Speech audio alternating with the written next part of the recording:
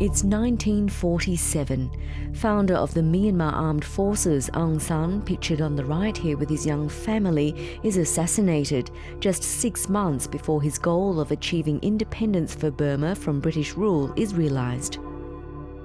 He never lived to see the day that his daughter was thrust into a leadership role in the modern-day Burma that he founded. Had he survived, things might have unfolded differently. The country achieved independence in 1948 under Prime Minister U Nu, but democracy, prosperity and peace without national hero Aung San did not last long. In 1962, the military or Tatmadaw, led by Ne Win, overthrew the civilian government in a coup.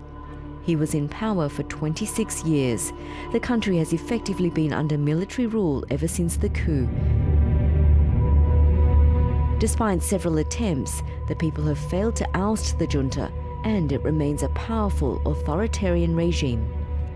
The military maintaining power is through education and training of separate institutions of the people, and they created people as second-class citizens. Under military rule, Burma became isolated from the rest of the world. Its economy deteriorated rapidly, with widespread corruption and food shortages.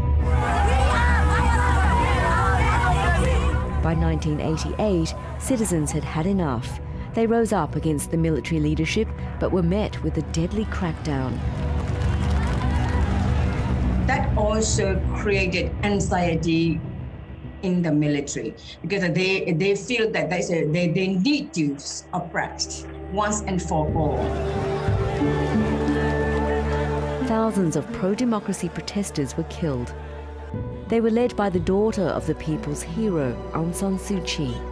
I feel that this is what my father would have wanted me to do. He very much believed that every man should discharge his duty towards the nation. She founded the National League for Democracy Party, which won the 1990 election by a landslide. But the military refused to hand over power, arresting Aung San Suu Kyi. She was placed under house arrest, where she was moved in and out of by the military for more than 20 years. The military, on the other side, were never been, trusted her, were never been willing to be united with the people. All they want to do is to grip the power into their hand and corrupt and exploit all the resources in Burma for their wealth. That's what they aim for. That's why they trapped her and they betrayed her. In 2006, the military spent billions moving the capital to a new city it had built, Naypyidaw. But Yangon still remains the main hub of Myanmar, the site of major protests which are growing by the day. In 2007, Buddhist monks led the rallies, angry at the junta for removing fuel subsidies. Again, dozens were killed in a crackdown by the military. Again, the regime refused to relinquish power. In fact, just 3 years later, the military's proxy party in parliament, the USDP, won the 2010 election. The NLD had boycotted the poll. Aung San Suu Kyi was finally freed from house arrest. But it wasn't until 2015 that her party again had a landslide victory in the general election. Aung San Suu Kyi was installed as state councillor, but this didn't mean the military had conceded defeat. In late 2016, the military conducted a brutal crackdown in Rakhine State on more than 730,000 Rohingya Muslims. Internationally, Aung San Suu Kyi has been criticised for not doing enough to stop the violence. She tried to cover their sins, right? That is not a friendship.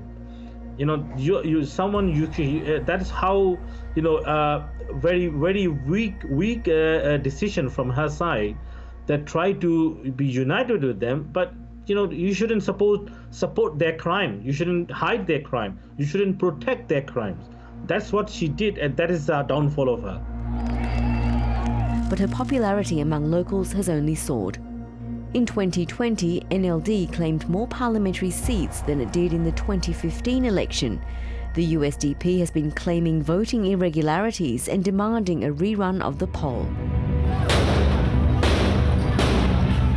Which brings us to developments this year, where the army staged a coup, arrested NLD members, including Aung San Suu Kyi, and continued to crack down on protesters who come out onto the streets every day. As much as the military are unwilling to let go, the people of Myanmar appear just as intent on taking back power and determining their own future.